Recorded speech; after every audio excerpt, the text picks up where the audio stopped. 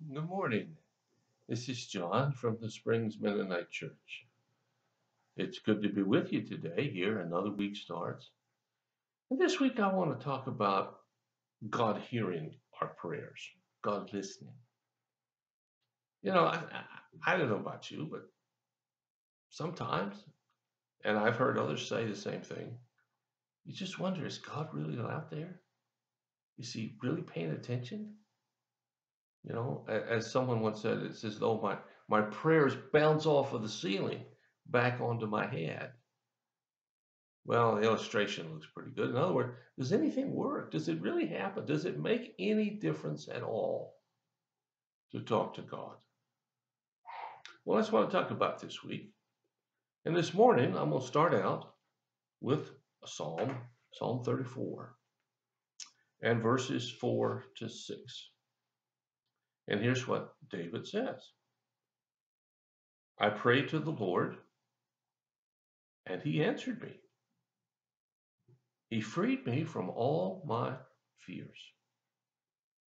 Those who look to him for help will be radiant with joy.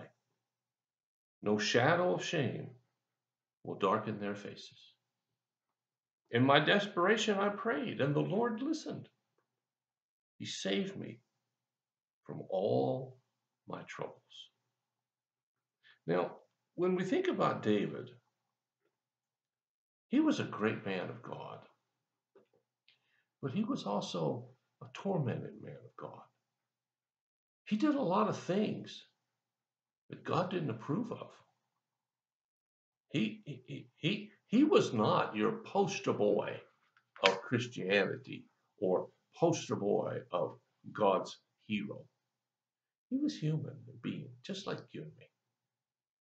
He struggled greatly at times, just like you and me. He did show moments of incredible strength, like when he took on Goliath. But he showed other times of enormous weakness and enormous failure to do what God wanted. So we can listen to this man because he lived a life like we have. He wasn't so special that we can't relate to him. In fact, he relates to us. So let's look at it again. It starts out by saying, I prayed to the Lord. Now, I hope you've prayed to God. And I've talked about prayer in the past. I'll probably talk about it some later. I'm going to preach about it a little bit in the next couple months. But it says, I prayed to the Lord. Now, the word prayer there really just means I talk to God. And you and I can talk to God just as completely and as honestly and directly and personally as David did. Remember, he's just a human being, just like you, just like me. So it says, I prayed to the Lord, and he answered me. Now, how did he answer? Did he hear a voice?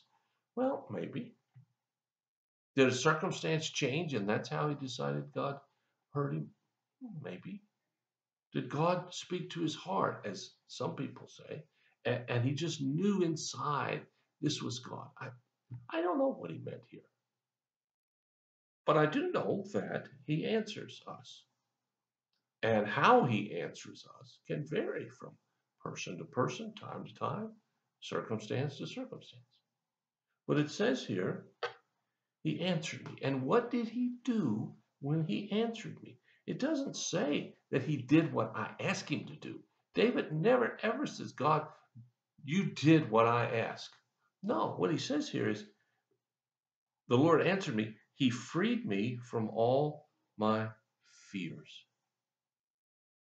Maybe the greatest fear in the world is being at the mercy of powers we cannot control. This world has forces, physical forces, psychological forces, emotional forces, theological forces, all of which work on us. And it says here that when I prayed, David says, he freed me from my fears. Fear that absolutely refuses to believe that God is by my side. That's what God took away, that fear. And he'll do the same thing for you and for me when we ask him to.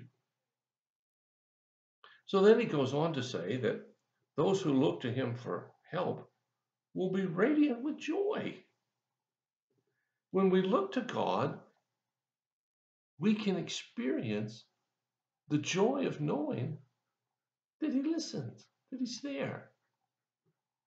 Now, maybe you've never experienced that. Okay, that's acceptable. I understand that. I certainly can identify with that. There are times when I didn't think God listened to me. But the truth is, see, there's a difference here between what I think and what's the truth.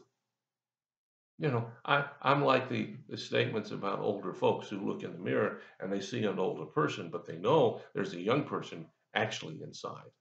And I'm kind of like that too. I look back at my life and I don't think I'm old. Now, my kids think I'm old.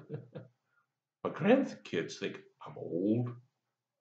But I see something else when I look in the mirror. I see the young man that I once was physically and still am, mentally, spiritually, and determined to walk with God. So it's just when I call for him for help, he fills me with joy, even if I don't realize it. No shadow of shame will darken my face. I am not going to be ashamed of the things that God does. I'm just not. I don't care who says what. And I've been condemned in my life for doing things that God wanted. I guess that's what you'd call shame. I've been looked down upon by certain people, even my own family, because they didn't think what I was doing was worthwhile. He goes on to say, in my desperation, I prayed and the Lord listened. You hear that? When we pray, the Lord listens. Maybe we don't listen to him, but he listens to us. And he saved me from all my trouble. Now, I can't promise you that if you pray, everything's going to be wonderful. That's not true. I wish it were true. I wish I had a magic pill or a magic formula to tell you this is how you do it, but I don't. But what I do know is that when I pray or you pray, God listens and he takes away our fear and he delivers us from our troubles. Now, maybe the way he delivers us is radically different than how I wanted him to deliver us. But the end result is the same thing. He takes care of us, and he'll take care of you. Well, thanks for listening. Hope you have a wonderful day. If you have a concern or a need, let us know. We'll do whatever we can as fast as we can to help meet your need. So until next time, God bless you. I'll talk to you again.